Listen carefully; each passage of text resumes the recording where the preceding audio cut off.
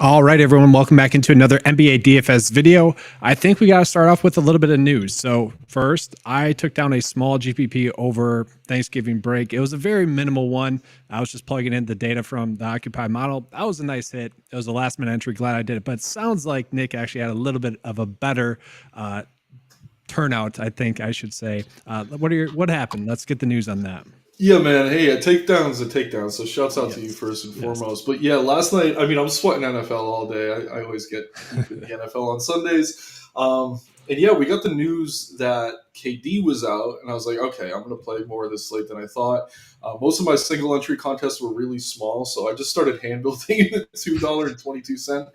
Built 10 lineups. Loaded up on Suns players, and yeah, took it down. Came in first place for $1,000, which is pretty nice ROI on $20. But yeah, man, 1% Jordan Goodwin as the only point guard there was huge for me.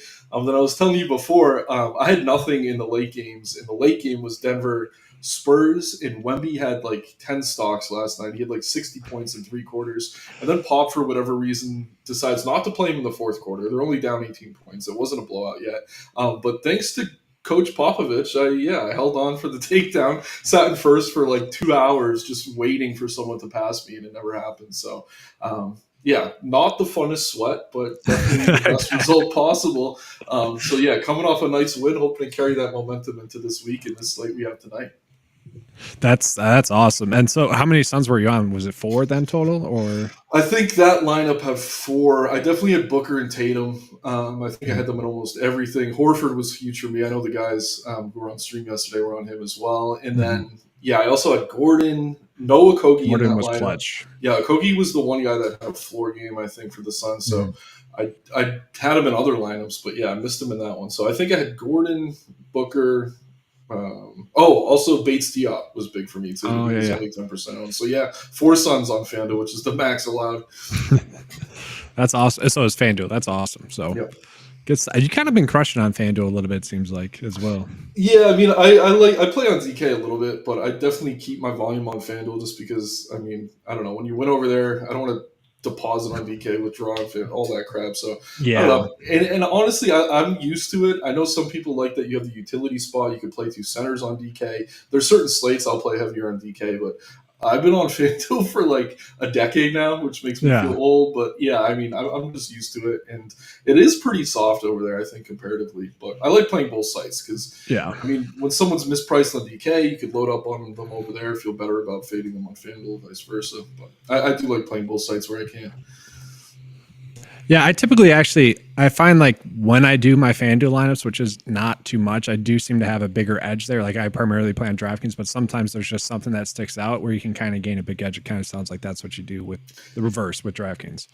Yeah, exactly. I know. I'm more volume on FanDuel almost every night, but there's certain slates where I'm like, I'm playing these 2 mid-price centers no matter what, and I'll load up over on DK. So yeah, tonight's interesting. I mean, we do have some cheap centers and some expensive ones too, but yeah, I don't know. I mean, Jordan's pulling it as chalk right now. Justin Holiday or not chalk. Well, kind of chalk. They're both pulling it as chalk, but like the best values right now, and that's interesting. You got Max Christie as well, so it's definitely interesting. And that's kind of the start of the news. So I guess we can start out with the Lakers. That's a little bit of news. We know that Vanderbilt's out. We know Cam Reddish is out. Hachimura's out. Gabe Vincent's out. So that's why players like Prince, Christie are kind of pulling in as good values. Do you agree with that, first of all? Yeah, I mean, I don't want to, but I think I have to because shouts out to one of my buddies, Zach, who I talk to every day about NBA. But yeah, he was telling me the Lakers last time they had Reddish out, they ran an 8-man rotation, which really narrows things and tightens things up.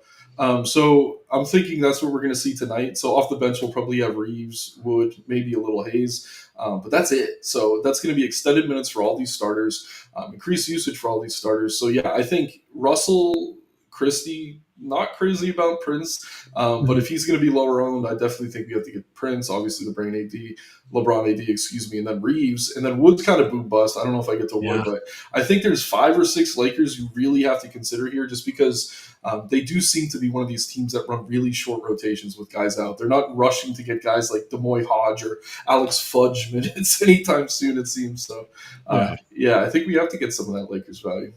And that game is one that's like projected to stay close. Like AD, LeBron, especially on DraftKings where they're still too cheap, I would say they're firmly in play. You mentioned Christian Wood on FanDuel. He's power forward eligible, so probably a little bit more in play there where you can multiple positions. Kind of opens up a little. If he gets a little bit more run, like we haven't projected for 19.5 minutes, if he gets, let's say 25, he could easily smash in that amount of minutes. Yeah, he's tournament play for me. Very low floor.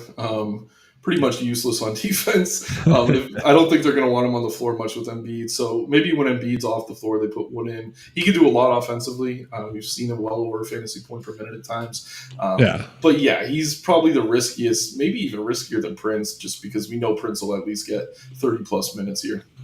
Yeah. So pivoting on into the Washington potential news, Jordan Poole currently questionable, game time decision. We have him currently projected for minutes, as do like all the sports books. They have projections in for him. So it seems like he's going to play. This is going to be the early game, so we can prepare both ways.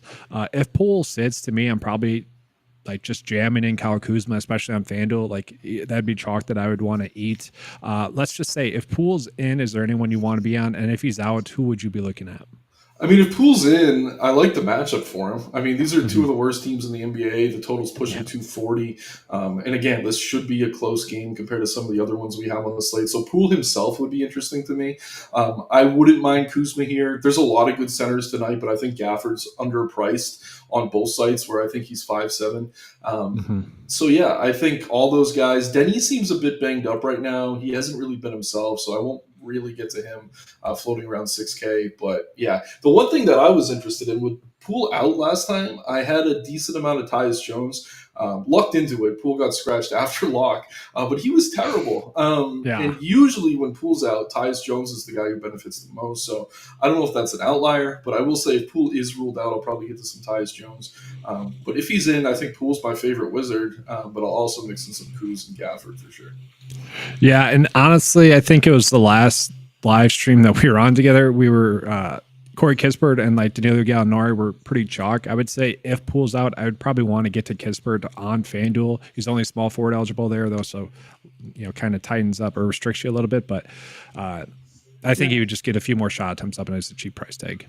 Yeah, scoring dependent, and he is priced up on DK. I think he's 4,700 now. We have a lot of cheap wings in Denver, who I'm sure we're about to talk about. So yeah, I don't know. Kispert's fine, but I don't like that they bumped his price. Yeah, so let's go ahead and get into Denver in general there. So we know that Aaron Gordon is out there. We're going to see the minutes are kind of spread out. First and foremost, do we trust the minutes that we have projected for someone like Justin Holiday, Christian Braun, Peyton Watson, and even DeAndre Jordan to get 20? Are we trusting that first and foremost? I want to say yes and no. I mean, there's definitely blowout risk here, but it does seem like Malone's one of these guys who's going to let the guys run, even if there is a blowout. In that game last night, where I benefited from Pop pulling his starters early, Denver had their guys on the floor to like the last minute, and they were up 20 plus points. Michael Porter Jr., I think, played till close, which was ridiculous. So yeah, it's interesting. I do think we should just trust the projections for now. I will say this about DeAndre Jordan, though. The Clippers could go small here. They don't need the Nuggets necessarily to have DeAndre Jordan on the floor for the whole game. He's going to project very well because he's a decent point per minute guy.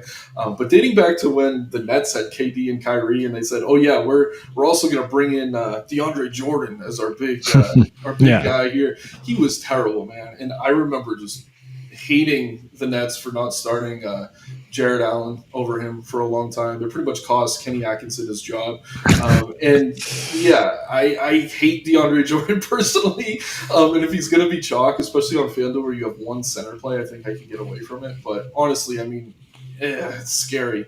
Like all these pieces are scary. I like Michael Porter, but he's pretty much priced where he should be. KCP with extra usage is always fun. I don't mind that. Holiday's so cheap that I don't want to say he can't hurt you, but it's unlikely he does. But I don't know. I like Christian Braun off the bench, but yeah, man, it's scary. It's a scary situation. Like with Justin Holiday, we've seen this like time and time again, where he will have random, really awesome games where he does get minutes and it's right, and then he'll just have like 15 points, like literally what he had last game, 27 minutes, 14.5, which as price tag sure on a 5-game slate might be enough, but it's not pretty. And yeah, DeAndre Jordan, I would say if he does get a little bit more chalky, it does become more risky for sure. He is a point per minute player. We really can't lock in 20 minutes like that. That was my biggest concern minutes wise. No. Was Jordan's minutes, but it's definitely interesting there. And then I would agree. I think Christian Braun's the safest, if you will. Like, I don't want to say any of them are safe, but at that ownership too, I kind of like it as well. Yeah, and Strother I'll bring up too, Julian Strother. He had a really nice game last night off the bench. I think he got close to 25 fantasy points in like 18 minutes. Not saying we can count on that here, but that's the thing. I mean, they have a lot of talented young players here. Like Zeke Najee's another guy who I like the player. I just don't like the role. If I were to trust Malone to give him extended run here, I could see maybe getting there. But again, I don't know that they need to. Unlike the Lakers, I don't see them keeping a super tight rotation. I'm not going to be surprised if Gillespie makes his way into 20-plus minutes, a guy who's really not played much at all this season. So I think this, if we're ranking them as in terms of safety, I think Porter Jr. is your safest bet. The one thing you're going to worry about is blowout, but even in blowouts, he's been getting run into the fourth quarter. KCP I like with extra usage. Reggie Jackson's price is up, but I think he's pretty safe. Those three I like, and then I think Holiday is cheap enough that he's probably the best punt on the board. But you're right, man. We saw this everywhere he goes. I think it was Indiana. He'd be in situations where he's getting extra run. Some great games, some terrible, and it seems like whatever you do, he does the opposite. So yes, literally, that is him as a player. It's annoying. I do want to get your thoughts real quickly on Utah as well, just injury-wise, because we know Lauri Markkanen is out. That was not a good thing on the last slate, Markkanen being out. To me, I jammed in John Collins. We got some late breaking news that they would be starting a bunch of like 3K plays, and I think everyone was scrambling to jam them in, and it didn't work out. Jordan Clarkson being active should help. Kind of what are you thinking about here? Is it Keontae George? Is it Jordan Clarkson? John Collins? Walker Kessler got a decent amount of run. Where are you looking at here? Yeah, I think Collins is fine at his price, but I'm not expecting like a huge bump in anything for him. He seems to be one of these guys. It's like a consistent floor play. You get maybe 30, 35 fantasy points out of him, regardless of who's on the floor. Clarkson I like a lot, especially on FanDuel where he's sub 7K. Before he went down with injury, I know he had a couple of rough games in there, but before that, he was hitting 40 fantasy points every single night. So you give him extra usage and a decent pacing matchup like this with the Pels. I think he's solid. After Clarkson, my second favorite Jazz player is probably actually Keontae George. They did price him up, but one of the more talented rookies. We've seen some really solid games out of him. And then, I think Sexton's okay off the bench. He was one of these guys like we talked about with DeRozan, where he had like 5 points in the first half and somehow got there in the second half. Taylor Horton-Tucker, I know, keeps letting everyone down. Fine in tournaments, not something I'm excited to play. So for me here, it really is Clarkson, Collins, and like low risk cash type builds, and then I don't mind Keontae George. I will also say Kelly Olynyk should get some extended run here at the 4 and the 5. I know Kessler's back, but Markkanen does play kind of that big 4 role. We have seen minutes with Kessler and Olynyk on the floor together. Against the Pels with Williamson and Joval, it is a pretty big opponent, so I can see them running that a little bit here. But I'd say if there's anyone I'm excited to play, it's Clarkson, and even that doesn't feel that great. Yeah, we mentioned off the top that I guess I mentioned off the top, like on slates, I sometimes like to gain an edge on FanDuel or play it a little bit more where I see that we have an edge. To me, Jordan Clarkson at 6.8, 10%, and then Keontae George at 5.6 and only 10%. That seems to be a pretty big edge on a 5-game slate. So I'm glad that you were kind of agreeing with those being the top two. And then from there, it all just kind of feels like a little bit of a toss-up. Not too much. Is there any other spots that you want to mention before we get into the guard plays at all? I mean, the Pels, we know that CJ McCollum's out, but Sion's going to be back. That's not too big of news. And then Philly, even keel there. Portland, Brogdon. I guess let's just talk about Portland real quick. Brogdon's back. Aiden's playing. I shouldn't say everyone's healthy. Too, right? Yep. So, I don't know if I want to say they're all healthy because we can't really project them to get their normal minutes. But what is your thoughts? Really, it's a back end of a back-to-back. So, what are your thoughts on maybe Aiden, maybe Brogdon having their minutes limited, and then if they're not limited, how much are you going to get on those two? Yeah, this is tricky because I think they're both priced at a point where their appealing is low on tournament plays, but at the same time, Mhm. like you mentioned, it is a back to back. I'm not as concerned about the minutes being capped as I am Okay. about the blowout here. I mean, even with Denver resting all their guys, this Pacers game I think is the widest spread of them all. I think 12 points. Indiana's been Yeah. surprisingly awesome this season. But yeah, I mean, it has been a great matchup for opponents, at least as far as fantasy is concerned. They're really going to pace these guys up. So I do think there's upside for Brogdon, 8, and Grant, but there's really no cash play for Portland. It's all high risk, large field Yeah. stuff. Guys I'll mix in, but none are like real building blocks or core plays for me. Okay. That makes sense. And I do just want to call out a comment that we had earlier on. Let me just give me a second to pull that up. Yeah. So pretty much saying that he had a good day. It was his first time watching. Seems like you guys crushed it. That's the thing. I feel like, I don't think I'm being biased here. I feel like we've all pretty done a good job, all, breaking down the content for these NBA streams. My impression is that we've given out pretty good GPP winning advice. And I say we as in you, Jayhawk, and Chuck as well.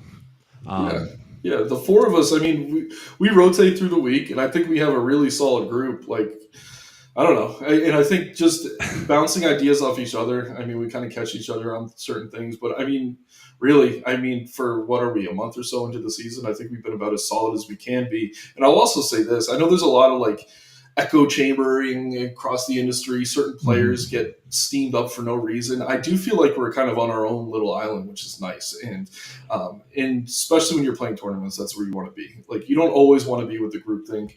Like last night, Goodwin, I don't know, that was a good call. And it really worked out for me. But if I was like going all over the industry, seeing what was going on, maybe I don't end up in that spot. So yeah, you want to find different plays. And I think we've also got to shout out the model. I mean, the ownership projections have been really solid. So finding those spots, like you mentioned, like a Clarkson on FanDuel at 10% tonight, like that's a really, really strong tournament play. So shouts out to those guys on the back end as well. But I think we really got our ducks in a row here, and the season's just getting started.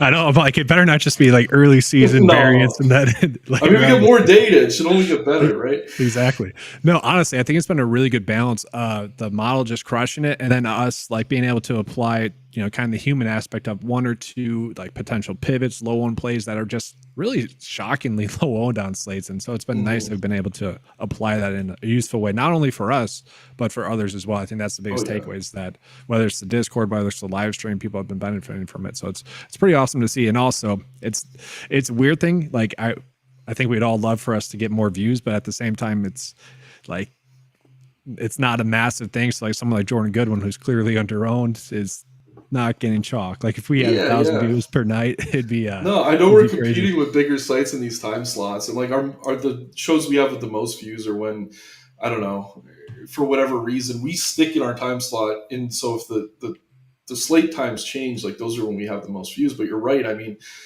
those bigger shows, like they are driving ownership in some ways, and I don't know. I'd rather know that and be able to use that to make decisions than be a part of it. So I think we're in a really good place right now. Yes. But for those of you that might be new, we typically go position by position. So going to be looking at the guards that we have here. We already mentioned Justin Holiday as like an okay value play, maybe not someone that we necessarily want to go out of our way to play. We might be forced into playing him. But then from there, it's kind of worrisome to me. We got Jaden Ivey popping up. We got Christie popping up. I'm okay with Jackson. I think KCP is a good tournament play. Bruce Brown, probably a good tournament play. Really the highest priced player that's ranking out as a good value is Malcolm Brogdon. And then from there, it's pretty much telling us, you're probably looking at value, like really cheap value at the guard position. What are your kind of general thoughts there? Yeah, I'm just refreshing ownership on my screen just so I have it. Give me half a second. But yeah, I mean, the Ivy chalk was a little bit surprising to me, but the more I think about it, I actually don't mind it. Buddy Hield's another guy who seems to be pretty popular on FanDuel. A little bit mispriced if he's going to continue to start, but with all this value opening up, I do think that should come down at least a little bit. Reggie Jackson now, I think one of the chalkier guards makes sense. So yeah, I think the chalk at guard for the most part makes sense. I mean, there's other positions where I'm seeing things I really don't like. Yeah. So yeah, I feel pretty comfortable here. We also have Reeves and D'Angelo Russell who look like good plays. Maybe not as popular as they should be in this narrow Lakers rotation, especially at D'Angelo Russell on DK, 19% owned, 6,300, only point guard eligible, which is tough, but Yeah. that's a little bit too cheap for him. I mean, this is a guy we've seen with a 40-point ceiling.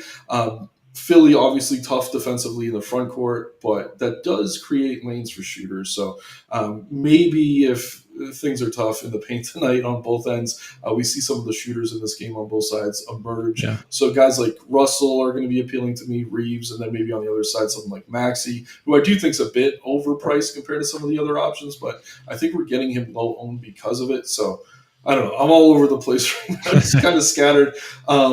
Going into the slate, I was really liking Harden at his price, but now that game might blow out, maybe I don't get there. So probably going to have a lot of D'Lo tonight, a lot of Reeves. I think Jackson's good chalk from Denver. And then I do really like Jaden Ivey as scoring dependent as he is. They're pretty slow to raise his price. I mean, kind of inconsistent, but at 5K, great matchup with Washington. I mean, there's maybe no better matchup other than Indiana or Charlotte right now. So Yeah. He's a guy I definitely have my eye on. It seems like the ownership is kind of being dictated by the matchups because you kind of mentioned like Reeves and Russell. They're not too high owned as compared to some other teams where the total is a little bit higher. So I would say the ownership that we're getting right now does seem to kind of be correct, honestly. Like it is kind of spread out and there isn't anyone that I would like really want to fade. I do want to get your quick thoughts on Cade Cunningham and Malcolm Brogdon real quick because like if I'm paying up for two players, I think you would want to be those for guards. Maybe a little bit of Paul George. He's still like a consistent fantasy producer. Both Cunningham and Malcolm Brogdon are pulling in as chalk. They're both in pretty good matchups. Brogdon, we had seen when he does get over 30 minutes, he's just absolutely crushing it. This is not a matchup we're worried about. And then Cade Cunningham, and it's another good matchup going against Washington. And even if Poole's active or inactive, I think he still does crush. What are your kind of thoughts on those two? Yeah, I mean, of the two, I prefer Cade. I know he's a little bit more expensive, but I really love the matchup for him. And I will say this, whenever you're paying for a guy in the 8K range, like when they're super scoring dependent, it definitely gives me some pause. Like Brogdon's the guy who's going to get more assists and rebounds than Cade Cunningham, but I think the ceiling's higher with Cade. Again, I really like the matchup. We also have Scoot coming back for the Blazers, which theoretically could cut into his minutes. We have the blowout risk there, which I'm not really weighing that heavily, but if I'm picking between the two, I think Cade's checking more boxes for me. Okay. But yeah, I don't think Brogdon's a bad play. And if you believe in revenge narratives, I mean, he is going into Indiana here. Yeah, that's just too removed. It has to be the most recent I'm team. half joking. I'm half joking. We mentioned it with Aiden. I think I was on the live stream with you there where he was going back to Phoenix and he crushed that. He had like 40 fantasy points. You hear what Booker said too? He's like, I saw he was playing really hard tonight against us, and I know this game meant a lot to him. He's like, I challenge him to do that every night. It's like kind of like a half compliment, half jab, but yeah. Oh, jeez. Yeah. I think that's pretty good for the guards. I think we kind of touched on it in general. There's no new news that popped up, I don't think, as well. So let's go and move on into the forwards that we have.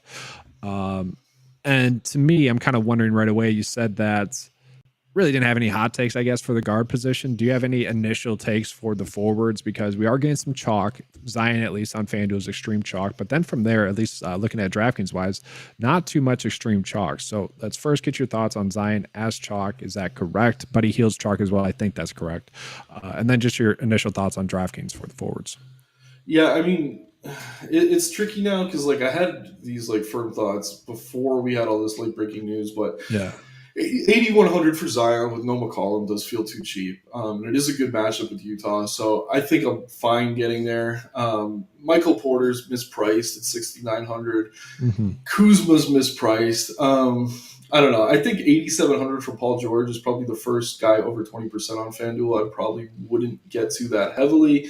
And then if I'm looking at DK, I mean, 8,700 for Zion does feel a little bit hefty. I mean, we haven't seen huge ceiling games out of him.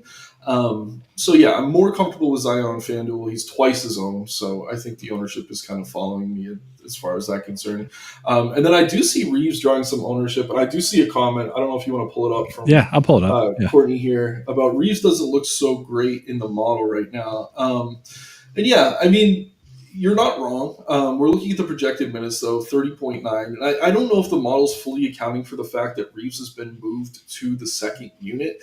When he was starting alongside LeBron and AD, we saw a lot of floor games out of him, just not enough usage to really put up ceilings. But coming off the bench, he's been a different player. Like, he's going to be in the running for Sixth Man of the Year if they keep pulling him off the bench, in my opinion. Even games where he has 26, 28 minutes, consistently exceeding value at this price point. So I think not only our model, but across the industry, you're going to see a little bit of an adjustment period on someone like Reeves. So I'm happy to get to him as long as he's coming off the bench. I imagine they start Russell Christie Prince and keep bringing him off the bench because, he's been great in that role. And we've seen it with other guys in the past. I mean, some guys are just better off the bench. I mean, you get the extra usage.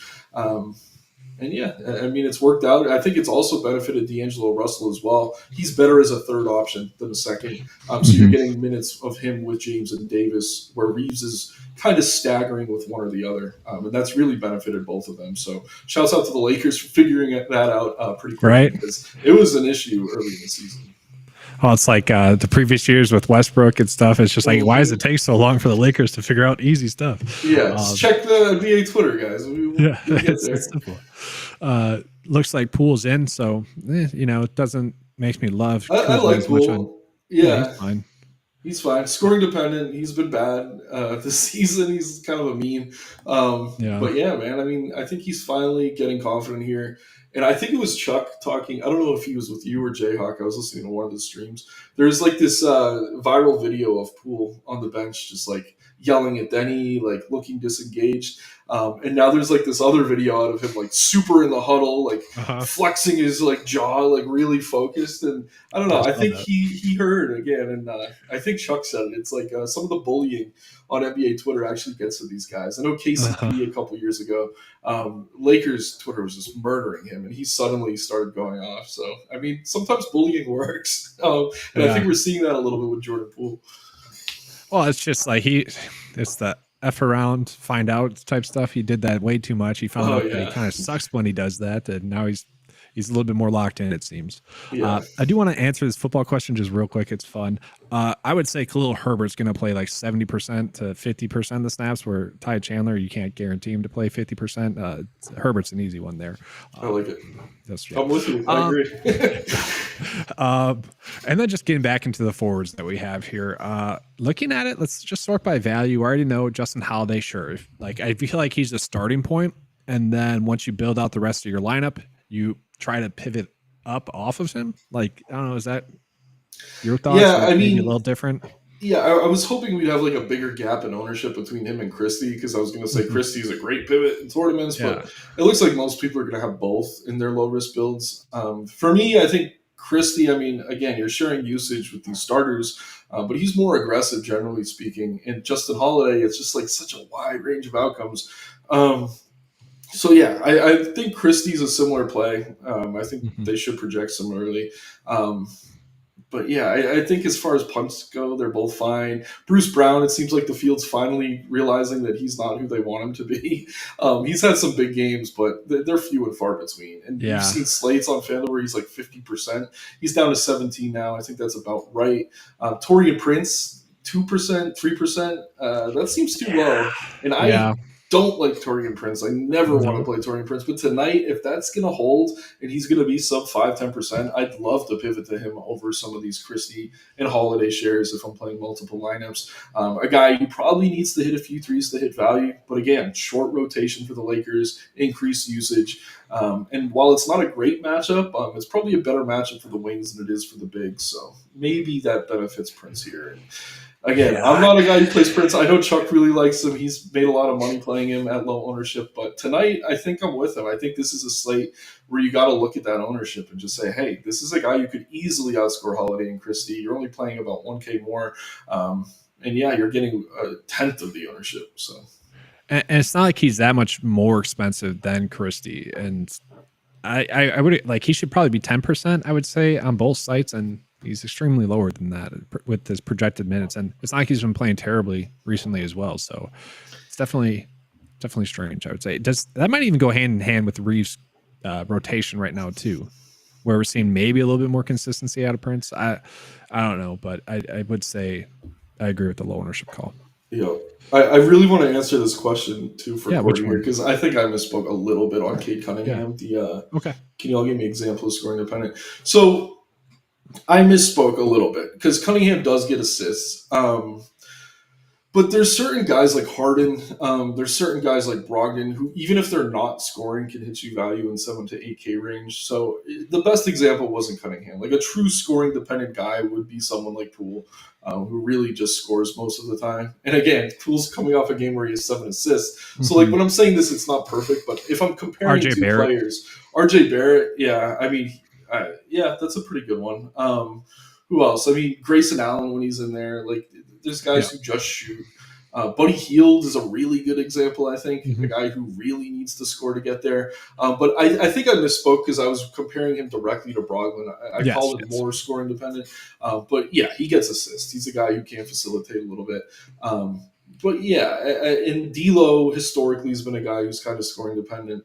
But again, when I'm comparing two players, if I called one scoring dependent, I probably misspoke. Like if you're looking at the whole entire slate, that's probably not the way to label a Cade Cunningham compared to someone like Jaden Ivey or Alec Burks off the bench, who are both more scoring dependent. Buddy Hield is one of the most scoring dependent guys.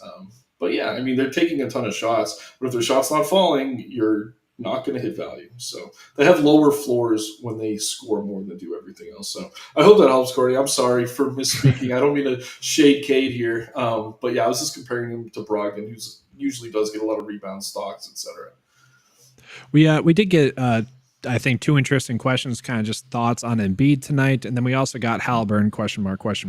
I guess, like, do you see either of these two as a starting point tonight? Both of them seemingly, I would say Embiid's price a little bit lower due to the matchup with the Lakers, and then Halliburton certainly gets a good matchup. He's certainly more in play, I would say, on FanDuel, where just in general it seems like FanDuel is probably the way to go with the cheap pricing, and no one's like too overly chalk, I would say there. But who do you think is more of the starting point, and maybe on which site? I mean, if I can get to Embiid here, I'm happy to at low ownership. I think of the two, I'd go to him first just because we know he has that massive ceiling. Yeah. The issue is he's more expensive. But yeah, I don't know. I lean Embiid of the two. And if I'm just looking at the model, it's funny. These are the two top OF index plays on the entire slate. Embiid is 2 full points higher, though.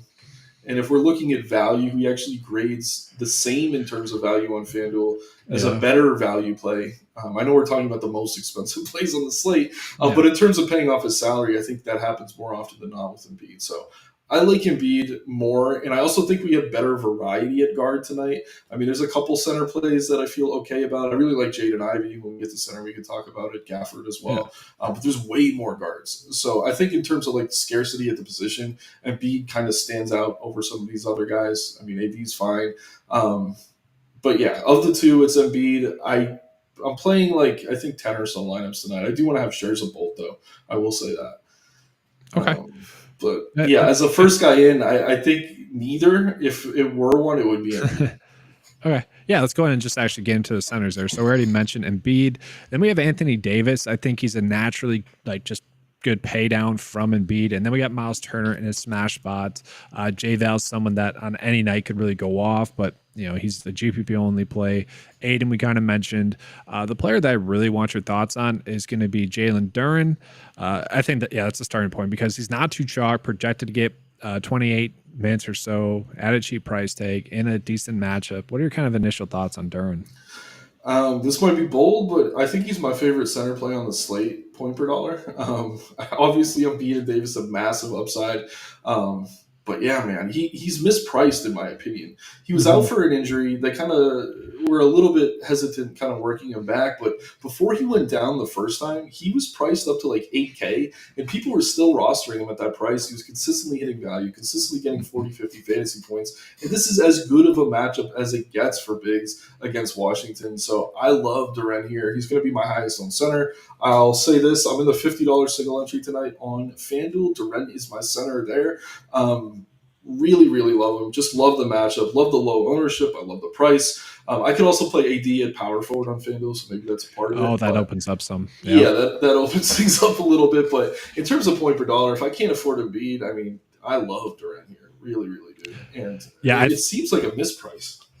This is another one of those like sticker shock things. Like I thought he would be chalk, higher chalk. I mean, on a 5-game slate, I don't think 13% is really chalk. I think that's low owned. And I probably would have thought it'd be maybe double that, maybe a little bit more. And I guess people are just forcing in DeAndre Ayton, and then maybe just it's the ownership's getting spread out there, which may or may not be correct. But you mentioned it. Like I want to pull up the game log with him as well real quick.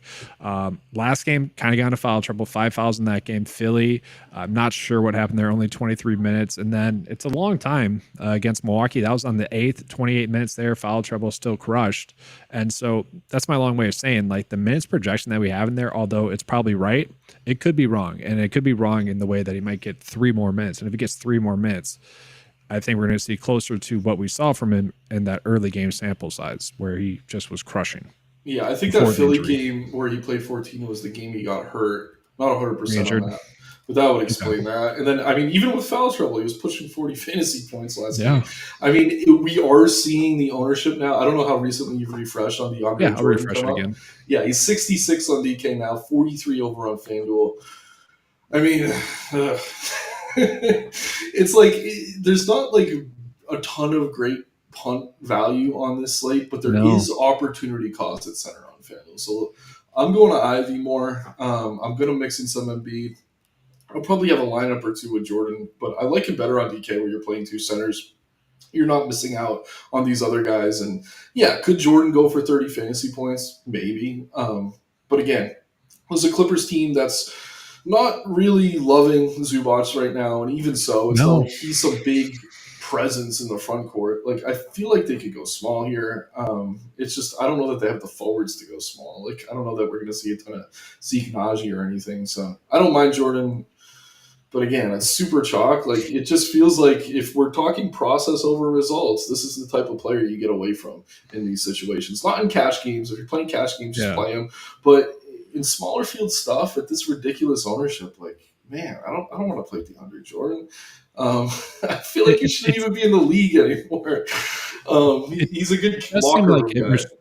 It seems like it restricts your lineup process a little bit. Like we already mentioned, Jalen Duren, probably a good center play. You also have others like Walker Kessler, a good GPP play, I would say. Gafford's a good GPP play. Davis is someone you probably want to pay up for if Embiid goes off and is the top scorer. Like you want him.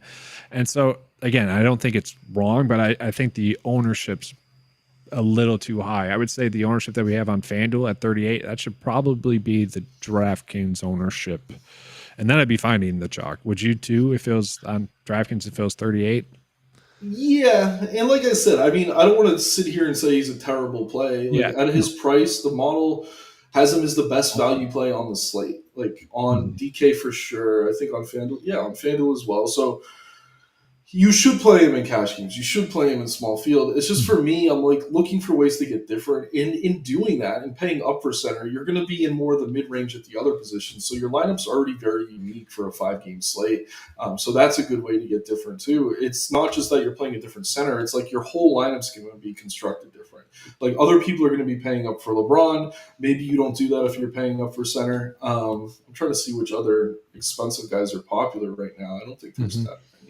But yeah, it doesn't only change what you're doing at that position. It changes your entire lineup construction. So I will say he's good in cash. If you're playing cash, just play him. But for me, this is a spot I'm looking to get different tonight, especially on FanDuel where you only have that one center spot. Yeah. So let's just kind of go through the lineup process that we typically like to do at the end of the video. First, I'm going to give a plug for the Discord. just a reminder to everyone, in a few minutes, we'll have someone going live on the Discord chat, pretty much breaking down the slate up until lineup lock. Not pretty much, they will be. It's a little bit more direct. Get your guys' questions in as the news comes in. Obviously, more news will break at lineup lock, so just be in there. Again, at around 5:30 on each and every slate, we're in there chatting up, or 30 minutes before lineup lock, I should say, giving you guys all the slate breaking news that you need. So looking at the slate, I do want to try to start out the lineup process with the two best chalk plays that the model, or the two best value plays that the model's telling us. So Jordan, Holiday, and maybe even Christie, and see where we can go from that. And then I think naturally I want to maybe try to pivot off of those two to higher price plays. Is that? Yeah, let's do it. I think that's a good way to go about it. So it's like a cash build and a tournament build. Yes. Or how we worded it at Occupy is low risk and high risk. So. Yes.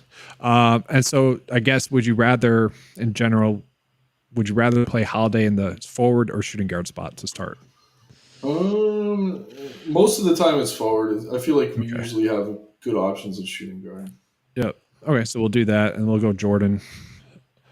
Obviously, we would adjust these based off of the lineup for. We'd put Jordan in the utility probably because we're going to play. Yeah, because of when it locks. Yeah.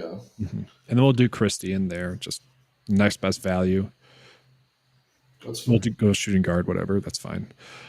So then from there, we got an average salary remaining of like 7.9. So we can really make everything work that we want. Like if we think Halliburton's the best play, like the model does value-wise compared to Embiid, we could do that. We could play Embiid. We could play AD and LeBron.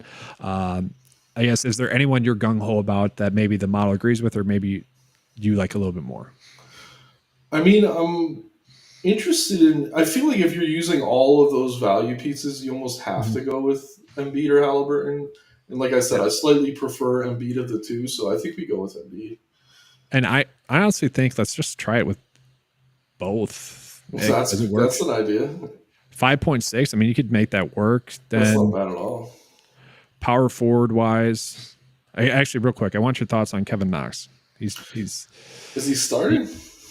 Oh no, he's not starting anymore. Never mind. Sorry. Yeah, I think he's fallen out. Isaiah Livers is back. That's right. Who I'm not rushing to play, but he's involved. He was pulled in chalk too. Livers. Yeah, that I didn't get. Price tag. Yeah, I think before we had some of the value open up, but yeah, Bagley's getting minutes. I mean, Duren was out for a while. Yeah, if I ever see Knox flying in the starting lineup, I'm interested. But he's actually been a DNP the last 2 games, so don't play Knox tonight. Yeah. Let's see then. Power forward wise. Power forward. Let me pull up. Let's look at the chalk. It's Michael Porter Jr. on both sides, pretty chalky. Torian Prince. Do you want to go with that low owned piece? Yeah, I think we do need someone that's low owned. We can put him in there. He's pretty cheap. The only issue I have with that is it does almost feel like we would want to go Christie or Prince, but for this example, I think it's fine. Yeah, I will say if this was a true cash build, you probably wouldn't have both Embiid and Halliburton, but I am interested to see what we come up with. Yeah. 6.1. Do you want to try to get to Clarkson? We kind of mentioned that'd be a lower owned guy that we want to get to. It's probably will leave us restricted with what we can do from there, but I mean, I almost feel like he's better on FanDuel. Like with what we have left, I think we go Ivy maybe. Okay, yeah, that's fine. I do love Clarkson. I just don't want to have another. Like, we already have 3 punts. I don't know if I want 4. Yeah. I mean, 6.9 left over. I'm fine with Collins. I'm fine with Harris. That's kind of the typical shoulder shrug. You're kind of fine with it. Yeah, both are popular, Collins or Harris. I mean, Collins should see extra usage with marketing out. Yeah. We haven't seen the ceiling out of him, but maybe it comes tonight. So whoever those not bad pricing. Yeah, I think either. So now let's try it. We're going to take off Jordan. We're going to take off Holiday. And then we're probably going to go Duren in the center spot, right? Yeah, let's go Duren. Halliburton's off. Do you want to go Prince still? Do you want to go Ivy still? Do you want to go Christie still? I guess what are your thoughts there? I mean, I guess leave Christie. Okay. I'm not like crazy about any of these guys. I don't know. Maybe one of Christie or Prince. So if we're keeping Prince, or if we're keeping Christie, maybe get rid of Prince. We already have Duren. I think maybe we could pay up at guard now. So we could go with maybe a Cade or a Brogdon. I want to go Brogdon, I would say. Shooting guard. I think he has a ceiling still. Obviously worried about the minutes there. Reggie Jackson then eat the chalk there at 5.8. Yeah, we didn't have him in the other one. I think that's fine. And then from there, you got Zion, Kuzma as pay-ups, MPJ probably just at his price tag. Yeah, MPJ, he's another guy like Collins. I mean, he's had these opportunities with Gordon out where you think he'd have really huge games, but those have all come with Joker. So let's see what he does tonight with both of those guys out. Still no Murray either. So this is Porter's team tonight. Let's see how he looks. Right. And then do we want to go with maybe potential other value that we have there for Denver if we're fading the other plays? Maybe we get to Strother, Braun, maybe KCP. There's one other play as well. I can't think of the name. Yeah, Strother or Braun I'm interested in. Okay. Just trying to think of between the two. I mean, Braun is a really good player, but I think he's priced up a bit. I don't know. Go Strother. If he's going to be low owned, I've liked what I've seen out of him so far. And then what are your thoughts on Watson as well? He was the player I was trying to think of. I think he's a good play. Yeah. I feel pretty similar about him as I do Braun or Strother. I will say Watson's not as regular a part of the rotation as the other guys are. But at the same time, I mean, at that price, you don't need a ton to go right for net value. So I'm fine with it. We've seen some ceiling games out of him in certain places, so I like it. It's a natural pivot off of the other two plays, but we have 7.3 left over. We don't really need to do that. I kind of want to put Cade in here in the utility spot. Obviously, again, we would switch the later guys towards the bottom. Yeah, no, I'm with you. I like Cade. And then 6.3 left over. Reeves is fine there. Oh yeah, get Reeves off the bench. That extra usage. I mean, I think that works pretty well. We did have a question from Jose. Can you guys name off your favorite pay-ups, value plays? I mean, we kind of just did that, but we'll touch on that again. Do you want to start? Yeah, I mean, I guess if I'm paying up, it's Embiid. I did check his stats against the Lakers historically. He has had pretty solid games. A lot of those came with Harden on the team too, so I feel pretty good about Embiid. I'll say he's my favorite pay up. And then as far as like value goes, I guess it has to be Holiday because I like him more than Jordan. I'll say Max Christie just to be a little different. It's Holiday or Christie. I think the situation with Christie is just as good as Holiday though, and you're getting him a little bit lower on. I will say, and we didn't do that in the dummy build. I think if you are not playing Jordan, you want to play two centers at least. I think that's just the correct move. I'm finding the chalk with him. Like I do think he's going to at least hit value. It also just seems like a natural, easy. I don't want to say easy chalk pivot, but just a pivot one can make. My two favorite plays, I think, are Cade Cunningham and Malcolm Brogdon. I just like that they're not too chalky, at least on DraftKings, FanDuel. 30% for each. That's probably correct. I don't mind pairing AD and LeBron together as well. I'd rather bet on the game being a good game, and maybe they soak up a little bit more usage in minutes with those backups being out, and maybe the value in Christie and potentially Prince has a good GPP ownership leverage play. Maybe those don't work out, and maybe those two just are a little bit better than they typically are. Mm-hmm.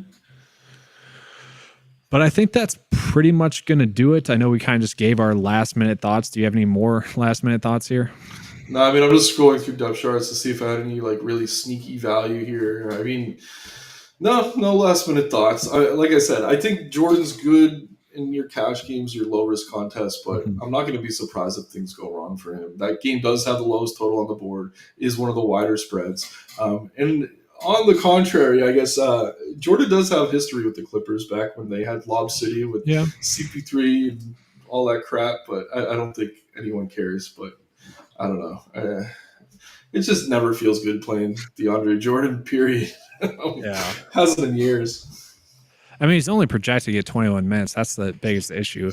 I mean, I think I'm fine eating the chalk. I really am. Like, I'm probably doing, I don't know, if you get 20 points out of him, you're happy. Yeah. I'm playing 4 lineups. I'm probably playing him in 2. I like that. That's a good way to do it. Yeah. And then I will say, I do think it's more of a FanDuel day. I just do sure, we're getting a little bit more chalk, but the lineup process just seems so much easier there, given the pricing that's there. Like you can make a lot of stuff work a little bit easier there. And then you maybe don't have to play a chalky Aiden where you can gain a big leverage, I think, ownership wise on a different center play. I'm with you. But yeah, guys, that's going to be it. Make sure to be in the Discord chat, probably going live right now. Good luck. Thanks for being here.